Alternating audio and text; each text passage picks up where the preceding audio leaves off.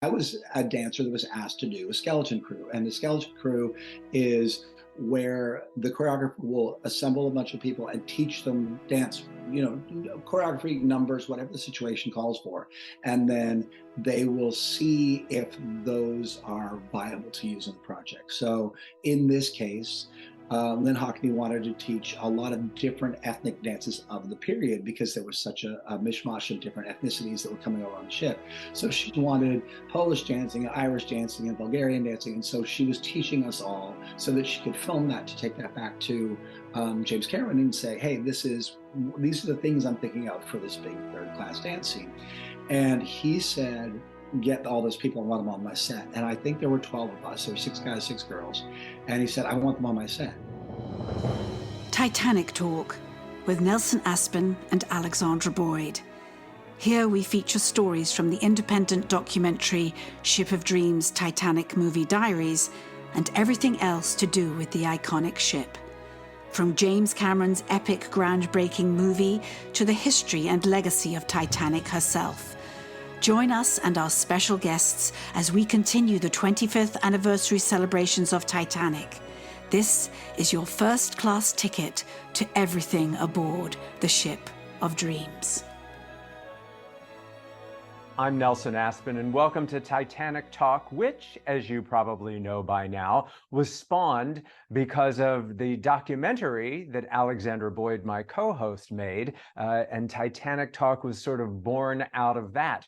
Her documentary, if you haven't seen it, shame on you, but go to shipofdreamsfilm.com and we'll figure out how you can get to see it. But yes, Ship of Dreams, Titanic Movie Diaries is Alexandra's look back at the legacy and the phenomenon that was spawned from James Cameron's 1997 film. And one of the actors who appears as himself in Alexandra's film gets top billing because alphabetically his name starts with A and D, so he gets top billing and he's top for us, and Alexandra will have the honor of introducing him to you. Thank you, Nelson. Yes, today's guest is Kris Andersson, who's not just a talented actor, he's also was, and probably still hoofs a little bit, he was a dancer in Titanic and had the honor of twirling around in the third-class dance scene, which of course is so popular with all the fans. Kris, thank you so much for coming and talking to us today. And I apologize ahead of time. I'm a little under the weather, which is why I sound like this, so I apologize, but we'll get through it. You're a dancer, not a singer. Don't worry about it. Thank God. And also, I want to point out that Kris was one of my diarists in 1998 after the film won all the Oscars. I sat down with a whole bunch of us, like 27 of us, and said, we need to write this down. Write down your audition, working with Kate and Leo, working with Jim.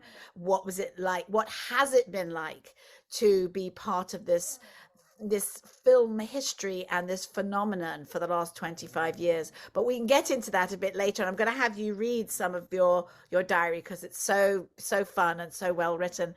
But welcome and tell us, what have you been up to? What are you doing these days? Well, these days, and I discussed this a little bit in the film. I started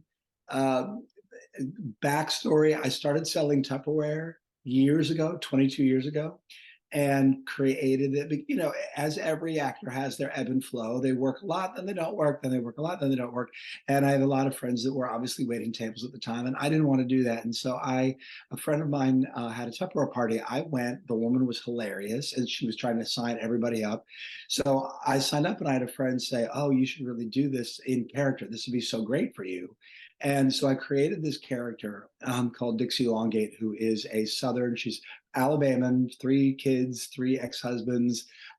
She's a very, very funny woman, and started doing it just for shits and giggles, and started selling in people's living rooms, became the top selling Tupperware lady in the entire US and Canada, which is so ridiculous.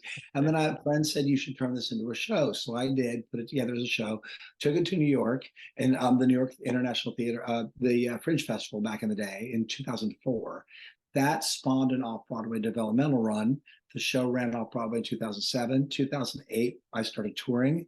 and it's never stopped. So this year, aside from the COVID hiccup where everybody was shut down, nobody was in theaters, this will officially, we're about to launch our 16th season on the road, which is crazy. And we finish up this season with a run at the Kennedy Center. So it's Oh my kind of goodness. become this ridiculous a little engine that nobody saw coming, and it just runs and runs and runs. So it's a fun show. It's a show about women's empowerment, all told through the allegory of a Tupperware party. And But to go from a dancer, did you train quite as a youth in ballet and tap and modern dance? all those things. I was a trained dancer. I got to LA, went to school there, went to USC, and they had a bit of a dance program, but it wasn't very strong. But I went to school for acting. But because I was of the day when music videos were the big things and touring, Janet and Madonna and all these people were touring. They were all using dancers. And there were so many tours back in the day, so many industrials, so many, opportunities for dancers back then. I mean, there still are today, but it was just a different time. It was just when the floodgates were opening and dancers were being used for everything. I And had a so, friend who worked for Reba McEntire on tour as a dancer, and you wouldn't yeah. think of Reba McEntire as the kind of artist that would have background dancers, Right, but but she back in did the it. day, that was the thing. Back in the 90s, literally anybody that opened their mouth to sing ended up having backup dancers. It became a thing.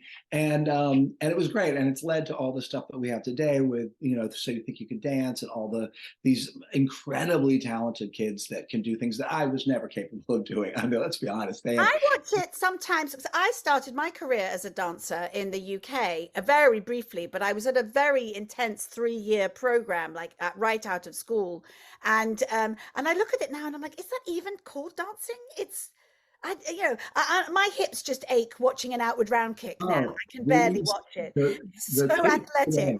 Going to be three old farts if we sit around talking about kids today. No, But I I mean, think it I live across the inspires me street so from the much. Apollo Theater, and we go to amateur night at the Apollo, and there's nothing amateur about these Oh, young people. And I'm like, no, I thought we had talent when we were young, but nothing like what these children do yeah, today. they're I mean, really remarkable. are you still dancing at all? Are you I don't teaching? dance Or? that much anymore. I just don't have, there's no call for me to do it. But I still have a lot of dancer friends, a lot of friends from that era that I'm still connected with. And no, it's a fun piece of my background, but that led to Titanic. That's how everything opened for me. I was I was the white guy of the time that all the dancers. There was a big push for diversity and ethnicity and all this wonderful training and flavor from other cultures coming into the dance community, which was great.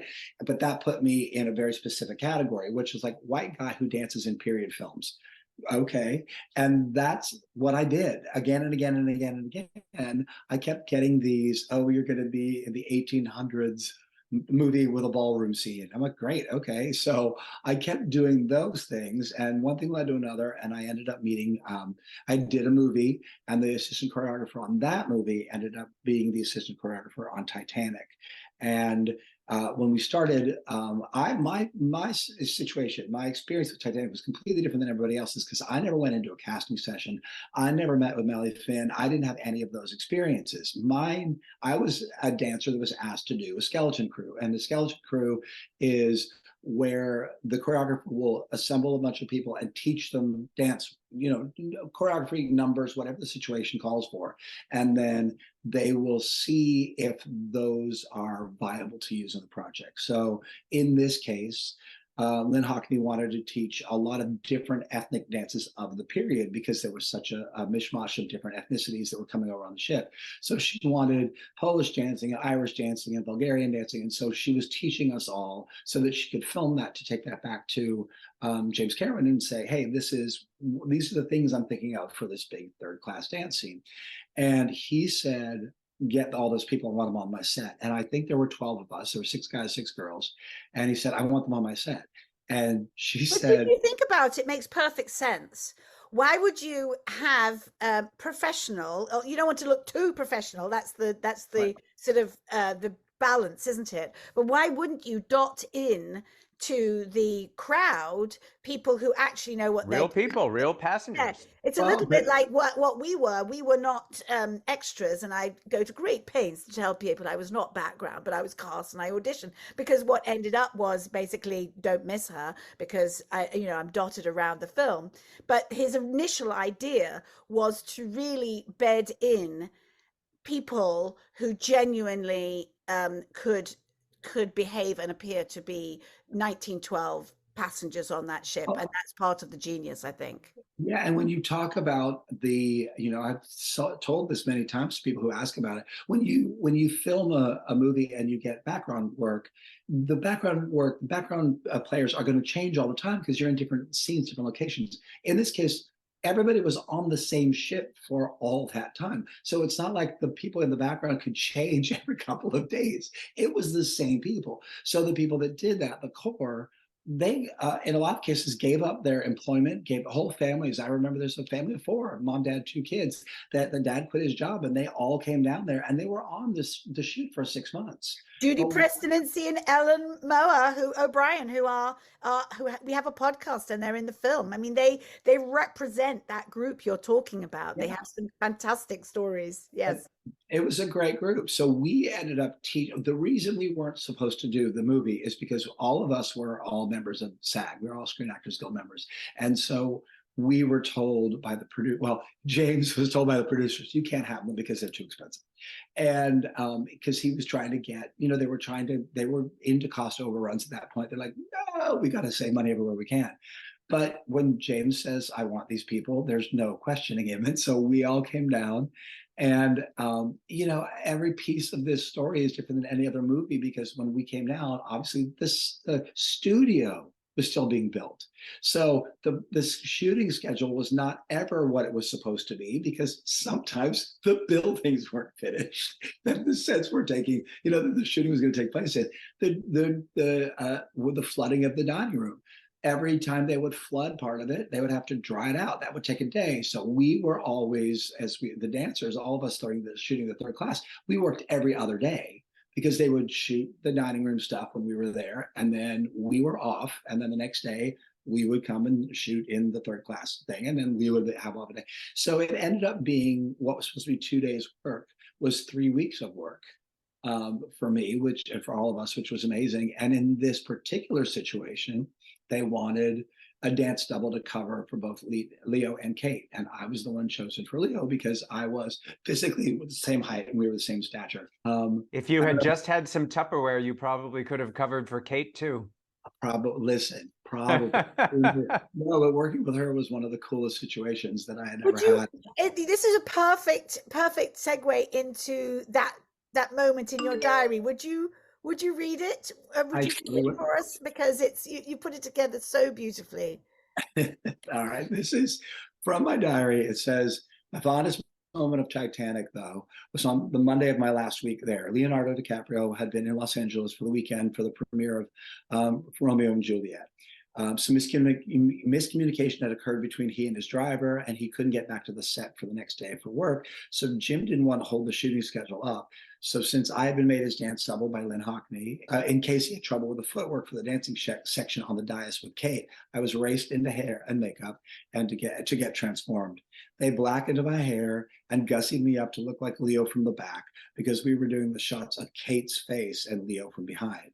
I was sitting in the key makeup room when Kate walked in. She sat down 2 chairs away from me and said, hello. I introduced myself. She said, oh, I know who you are. I make it a point to know who I'm working with. That was the most professional thing I had ever heard in my life. I was completely smitten with her. We talked a little, we laughed a lot, and we went onto the set and started working on the scene where Jack grabs Rose and starts to dance with her slightly against her will. Suddenly, it was me. I was standing there with Kate Winslet in my arms, Jim Cameron giving me direction, and a camera. Like, it was me in the middle of all of this stuff. The dreams do come true. And overwhelming doesn't even come close to the reaction, the feeling that I got from that. So for the next several hours, I was whirling Kate around with a Steadicam glued to my back, and she kept whispering in my ear what I was supposed to do next. I was so excited though that I kept forgetting.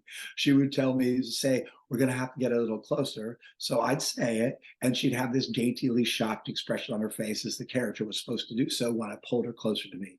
It was hilarious because Jack was supposed to be controlling the scene, but instead Rose was controlling Jack, and Jack was completely in this controlling the scene by proxy. It would all be fixed in editing, I'm sure. But Leo showed up midday, and I had to go back to being a commoner. But I will never forget thinking about James Cameron directing, Kate Winslet dancing, and being the center of attention for the biggest film ever created for a few hours. It's one of those things that when you think about it, because it's been so many years removed, I don't think about it in those terms anymore. But when you read it back and then you go back into that situation, it was truly exhilarating, but the scariest thing I've ever experienced. And I didn't have any context for it. It was my second film I'd ever done. And to have all that weight on your shoulders, with the studio looking at you, the director looking at you, the one who would become one of the biggest stars in the world from that movie, literally in your arms. And I had never seen a script. I don't know what was happening. And so I'm at a complete disadvantage. And they're all talking to me like I knew what I was doing. And they're like, do this, hold her. And Kate was extraordinary because she would just coach me the whole time, telling me what to do. And she could tell I just was like a fish out of water, just trying to figure out what am I supposed to be doing, because no one has given me any real substantive information. So it was just by luck that all those stars aligned. And I mean, what an amazing thing. And I look back at the film, which, you know, all of us have seen multiple times.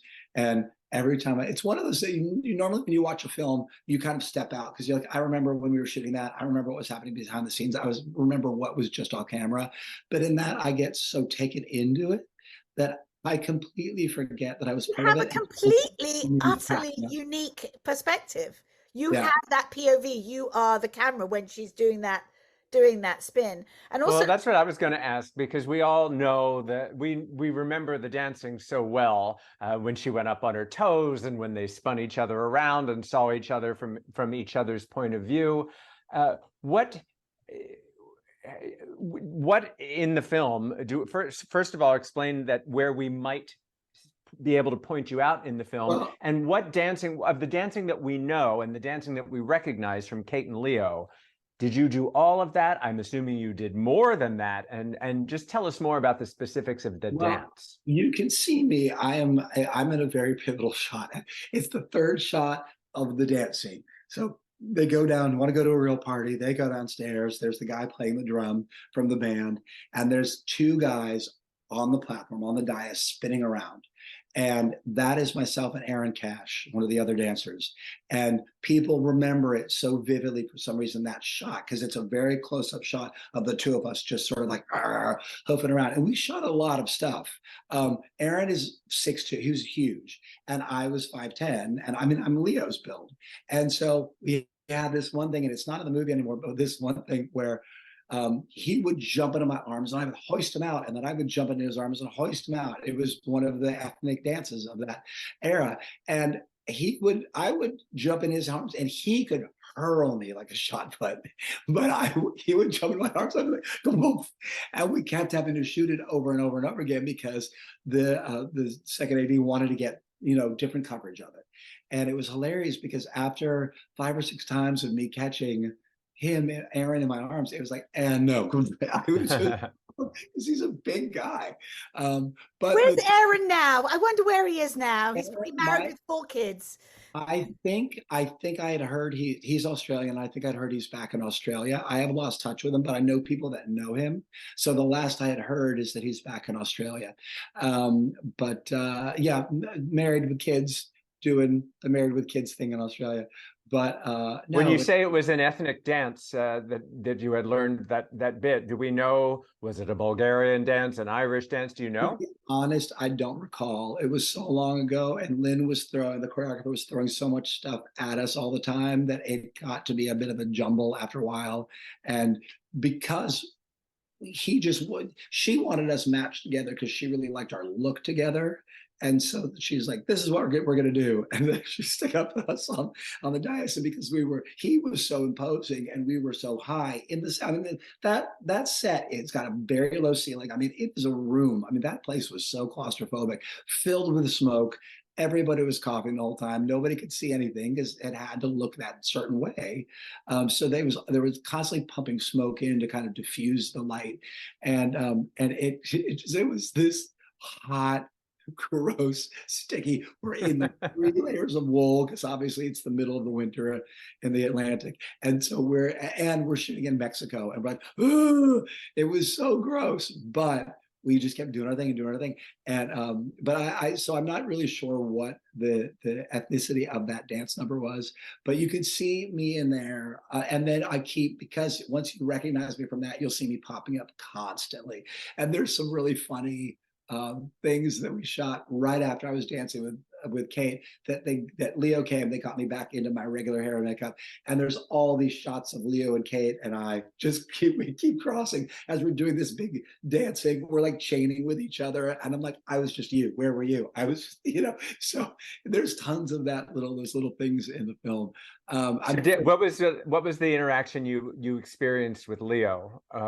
With Leo was very little because obviously I was working as his double when he wasn't there, so I just had a little bit of interaction with him afterward, where I was introduced to him by James, and Kris covered for you, and this is the stuff he did. Is there any questions you have that we need to match things? And then they just shot all the fronts. But Kate obviously was in my arms for so long that Kate was able to kind of push him into position. So they were able to do a lot without me. I spent, but hours with Kate Winslet in my arms. So that we ended up laughing our asses off the whole time. She's very funny. And although did she really go up on her toes? Did she really? Yes, actually she did. She did. Now I will say there was a dance double for her named Julene Renee, who is amazing. But Kate had a dance background. So Kate really didn't need Julene to do anything. But I will say, okay, right out of frame, there was a ballet bar. So she pushed herself up on her toes. So those are Kate's toes. That is a real thing, but she doesn't do it unassisted. I have to say, I see that every time. And I'm like, there's not a dancer in the world who has that strength to literally balance on their toes. You need point shoes to do that. But the point is made. Yeah. Well, I was also wondering just about the dances that we see, if you had performed those when you were filling in for Leo. Yeah, the spinning around, just what we associate with Jack Dawson dancing. Yeah, we were learning all kinds of stuff. I did all of his stuff. He came back and shot some things, but I did all the footwork. I did all the stuff. That was what you see in the movie is what I was taught. So she didn't teach us more because, Lynne knows that we're going to do this footwork, and then it's going to be that call and response. Leo does it, then Kate does it, then Leo does it, then Kate does it, and then he grabs her and they do that. Well, because that was so mapped out in the script and they knew it, we didn't have like a much more elaborate dance sequence. It was just that. And we've had Leo's stand-in, Gary, on the show before, but Gary was we didn't never see Gary besides the fact that he was being Leo's stand-in for setup shots. But you had a character, as third-class passenger who happened to dance. Did you work on any other sets besides that room? That was the primary set. They did show me on a couple of other things. I'm mostly cut out of it because we were there so long. I just wondered if maybe you were, were you in the crowd that got locked behind the gates? There were some of those situations where they just wanted. Normally, that would have been just the core, but they wanted some of us because we were there. They're like, why not? So they would have us fill in and just kind of be part of the crowd in the background. So yeah, there's a couple of things in there that Alexandra knows. It's one of those, you're in it all over the place, but you're completely invisible most of the time. Listen, though, meeting these fans, we know where we are, of course, and the fans who've watched, every frame of this film, they know too, hundreds of times. Yeah. It's always a wonderful surprise in addition to having made the film, when they're like, oh yeah, I knew exactly who you are.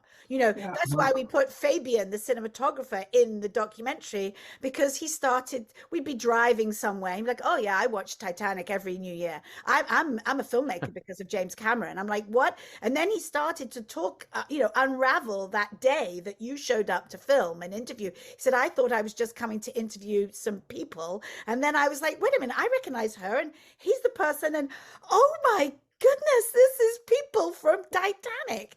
And it kind of blew his mind. And we said, well, here's yet another story that connects us all because of Titanic. And my stories go on and on and on. They're so far beyond being cast in that role. The friends I've made, the friends I've had, you make friends on movies, on jobs, and they sort of trickle away into the background. But because the friendships were started on that set and on that experience, they are that much more profound. And still 25 years later, Facebook notwithstanding, we're all still in touch. And that's how I was able to make my film. That's what's so great about this movie. It left such a mark. I mean, I was doing a bunch of movies around that time, and I don't know that I'm connected with anybody on any of the other projects I worked on, but this one in particular, because it means so much to have been on it, but it means so much in sort of the zeitgeist of the world, how much it affected people.